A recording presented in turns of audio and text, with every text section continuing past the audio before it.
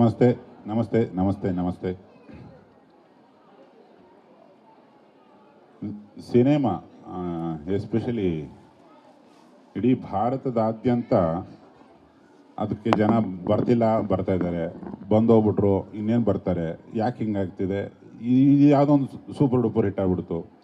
ಈ ಥರದ ಚರ್ಚೆಗಳು ಶತಮಾನಗಳಿಂದ ನಡೀತಾನೆ ಇದೆ. ಪ್ರತಿ ಫೀಲ್ಡಲ್ಲೂ ಏಳು ಬೀಳು ಇದ್ದಿದ್ದೆ. ಇವತ್ತಿನ ದಿನಮಾನಗಳಲ್ಲಿ ಎಲ್ಲರ ಬಾಯಲ್ಲೂ ಕೇಳ್ತಿದ್ದೀವಿ ಕನ್ನಡ ಸಿನಿಮಾಗಳು ಅಷ್ಟು ಚೆನ್ನಾಗಿ ಅಂಟ್ಕೋತಾ ಇಲ್ಲ ಅಂತ. ಬಟ್ ಕಳೆದ ತಿಂಗಳು ಅದ್ರ ಹಿಂದಿನ ತಿಂಗಳೆಲ್ಲ ತುಂಬ ಚೆನ್ನಾಗಿ ಅಂಟ್ಕೊಂಡಿರೋ ಸಿನಿಮಾಗಳು ಬಂದಿರ್ತವೆ ಕಳೆದ ವರ್ಷದ ಹಿನ್ನೆಲೆಯಲ್ಲಿ ನೋಡಿದ್ರೆ.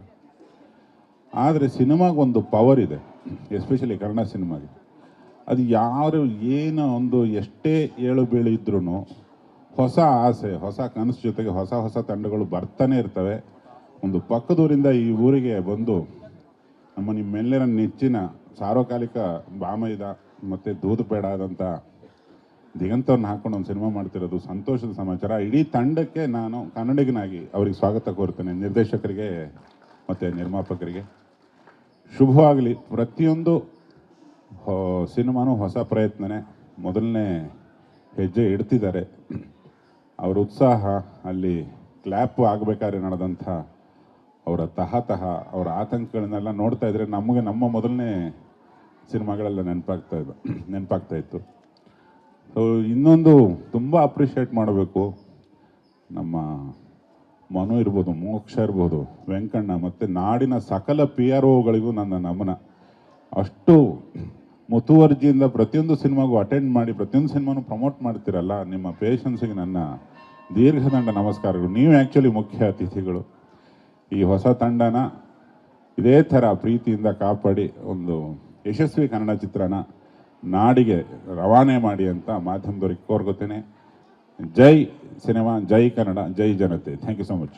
ಮಾಧ್ಯಮ ಮಾರ್ಗದರ್ಶಕರಿಗೆ ನಮಸ್ಕಾರಗಳು.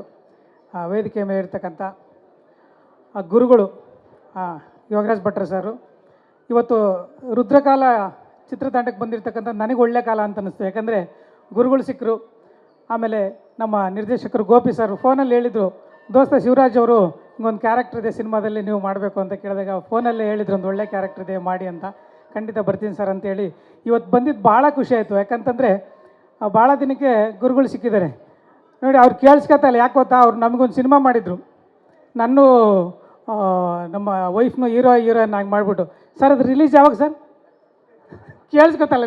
ಗುರುಗಳು ಅಷ್ಟು ಬುದ್ಧಿವಂತರು. ಅವರು ಕೆಲವೊಂದು ವಿಷಯ ಕೇಳಿದ್ರು ಕೇಳಿಸ್ಕೊಬಾರ್ದು ನನಗೆ ಅಂತಲ್ಲ, ಹಂಗೆ ಇಲ್ಲ ಗುರುಗಳೇ, ನಿಮಗೆ ಗೊತ್ತಾ ವಿಚಾರ ಹೇಳೋದು ಬೇಡ ಬಿಡಿ. ಹಾಗೆ ನಮ್ಮ ಹೀರೋ ಸರ್ ದಿಗಂತ ಸರ್ನ ಮುಂಗಾರು ಮಳೆಯಿಂದ ದಿಗಂತಕ್ಕೆ ಕರ್ಕೊಂಡೋಗಿರ್ತಕ್ಕಂಥವ್ರು ಗುರುಗಳು. ಸೊ ಹಾಗೆ ಇದು ಇನ್ನೊಂದು ದಿಗಂತಕ್ಕೆ ಹೋಗಲಿ. ರುದ್ರಕಾಲ ಮಾಸ್ಟರ್ ಹೇಳ್ದಂಗೆ ಒಳ್ಳೆಯ ಫೈಟ್ ಆ್ಯಕ್ಷನ್ ಸೀಕ್ವೆನ್ಸು ಅಂತ ಹೇಳಿದರು. ದಿಗಂತ್ ಸರ್ನ ಇಷ್ಟು ದಿನ ನಾವು ಕ್ಯೂಟಾಗಿ ಬರೀ ಚಾಕ್ಲೇಟ್ ಹೀರೋ ಆಗಿ ನೋಡ್ತಾ ಇದ್ವಿ. ಇವಾಗೊಂದು ಆ್ಯಕ್ಷನ್ ಹೀರೋ ಆಗಿ ನೋಡೋದಕ್ಕೆ ಈ ಸಿನಿಮಾ ಸಿಗ್ಬೋದು ಅಂತ ಅಂದ್ಕೊಂಡಿದ್ದೀನಿ.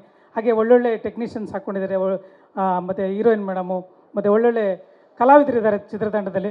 ಹಾಗೆ ಈ ಚಿತ್ರತಂಡಕ್ಕೆ ಬಂದು ಇವತ್ತು ಹರಿಸಿರ್ತಕ್ಕಂಥ ಎಲ್ಲ ಹಿರಿಯರಿಗೂ, ವಿಶೇಷವಾಗಿ ನಮ್ಮ ಗುರುಗಳಿಗೂ ಮತ್ತೊಮ್ಮೆ ಹೊಂದಿಸ್ತೀನಿ. ಮಹಾಲಕ್ಷ್ಮಿ ಮೇಡಮ್ನ ಅಕ್ಕ ಅಂತ ಕರಿತೀನಿ, ಅವ್ರದ್ದೇ ಒಂದು ಪ್ರೊಡಕ್ಷನ್ ಶುರುವಾಗ್ತಾಯಿದೆ, ಅವ್ರಿಗೂ ಒಳ್ಳೆಯದಾಗಲಿ.